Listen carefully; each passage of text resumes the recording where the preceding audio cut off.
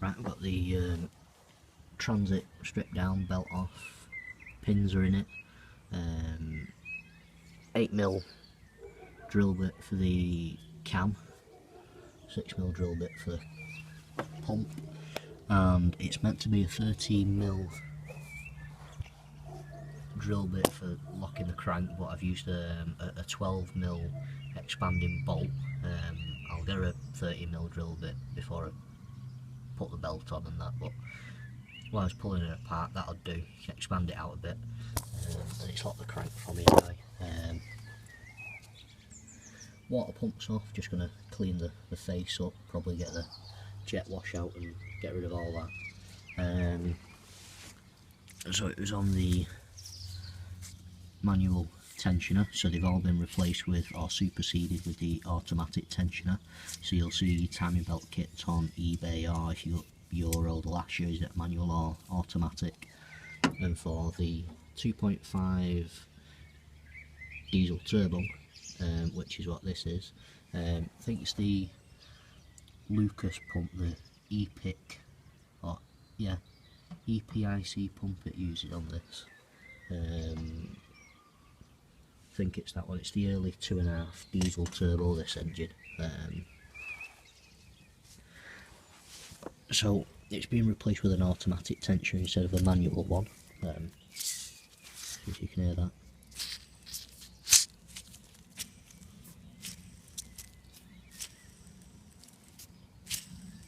It's a little bit scratchy, but it's not done bad for considering it's a genuine Ford part, so it's probably the same age as the van, which is like 22 years old. The belt has been replaced, which I think it's just the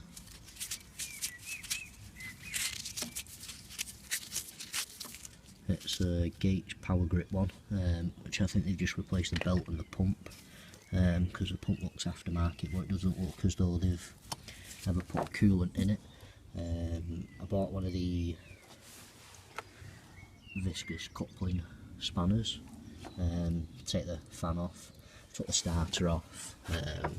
So on the 2.5 diesel turbo, certainly this engine, you have to take the crank sensor out, because it's on this engine they have the crank sensor in place, the turbo version, which is this. In the non-diesel turbo one, which people call the banana engine,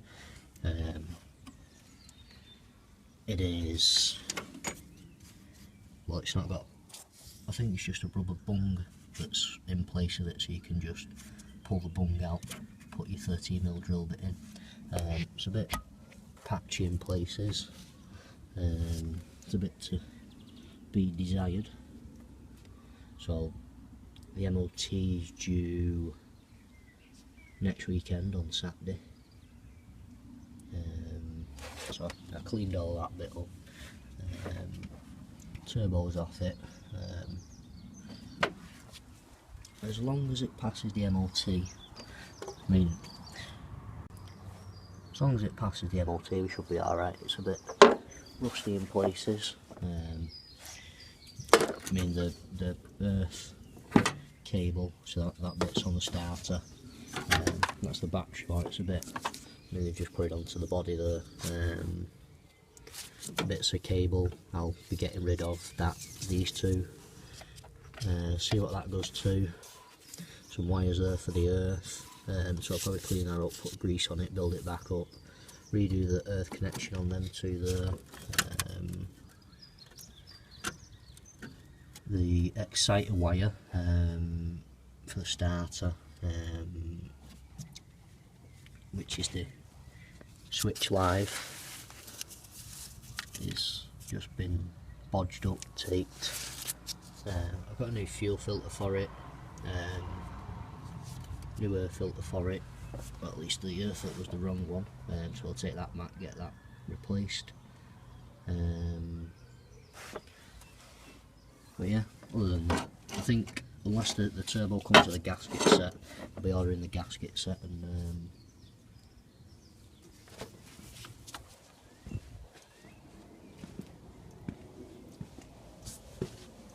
I'll be putting it on, or at least ordering one.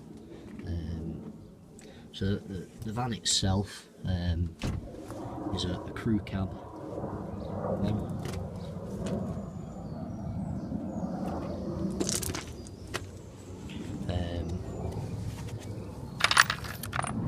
So I've cleaned all the bolts up, bit of the cover, got a crack in it there, starting to crack there around the bolt hole, so I'll possibly plastic weld that, just to secure it a little bit. That moves out or is on a pivot point. It's literally to pull the cover off. All you do, you undo bottom 2 bolts and that can swing past the crank pulley.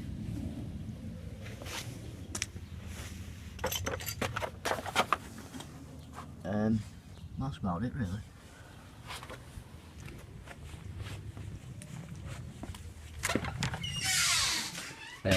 Cleaned the radiator up yesterday. It's full of rusty water because we've not put any coolant in it, so it's a bit iffy. So I'll probably build it all back up and chuck a cooling cleaner in it or a flush. The rad's alright though, there's not been a leak on it, so so my brother's coupe behind the tarp, it wants spraying, so that's been put up, spraying.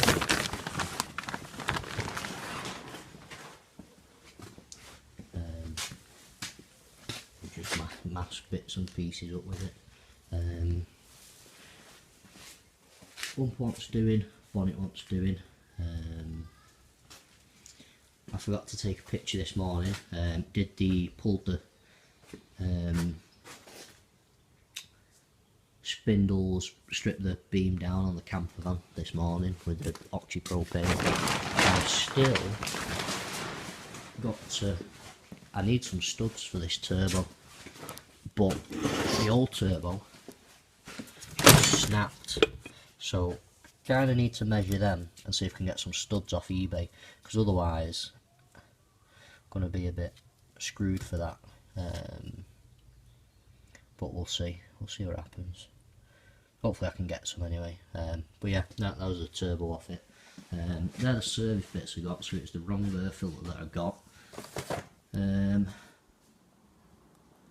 That's about it really.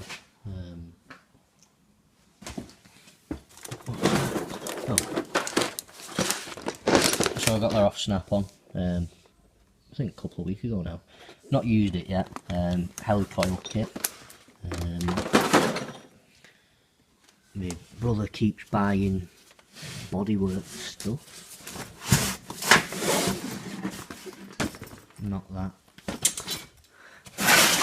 This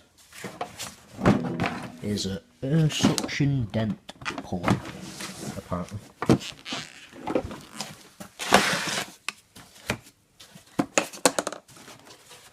So that's that.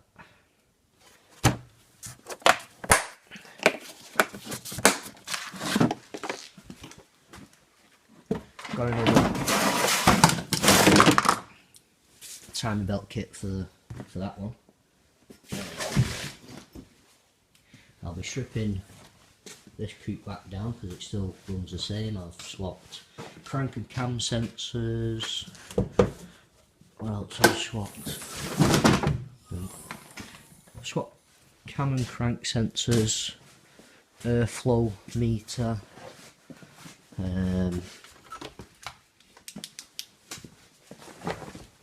swap the idle control valve, swap the throttle position sensor, and still nothing.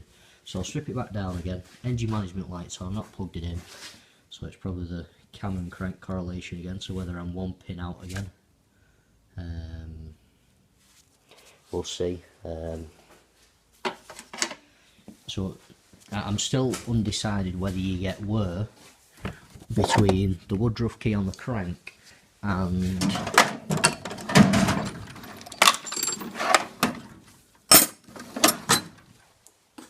the actual timing gear itself, the pulley. So I have to see about that.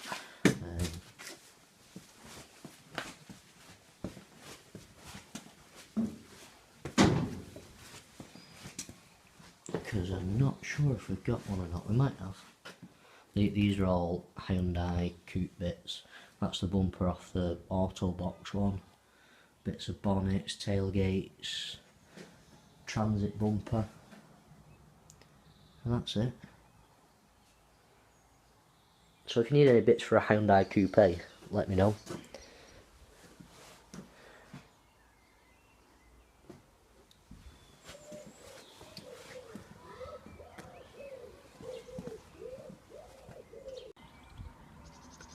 Right, so I've cleaned it up a little bit. I don't want to go too much. Not sure what that is. It might be something for a different model of this engine, so I'll just leave that where it is. Might have been a dowel pin, where I don't want to go too much because it's starting to get a bit of pit in there. But I always fit the water pumps on anything with RTV silicone anyway, so we'll do that, and then it shouldn't leak then. I know some people like using grease, but I prefer just using RTV on the, you put your gasket on, more RTV, and a little bit on the pump as well, and it all just sits nice. I know some people say, oh, it'll go inside the water system, but if you're only getting little bits in it, for something like this, and I'm doing a flush on it anyway, shouldn't be too bad. It's an old van now anyway, this. But that, see the pit in there, that's what happens when you don't run coolant usually. Just run water in your cooling system. You get a lot of pitting. If it'll focus. All the green stuff anyway, that's pitting. That's about it really. They're not making any difference anyway because the pump will still spin direct flow of water, because it'll come in, flow. So I'm going to do some plastic welding on the cover and then get the jet wash out, see if we can get more of the oil and dirt and crap off. But yeah,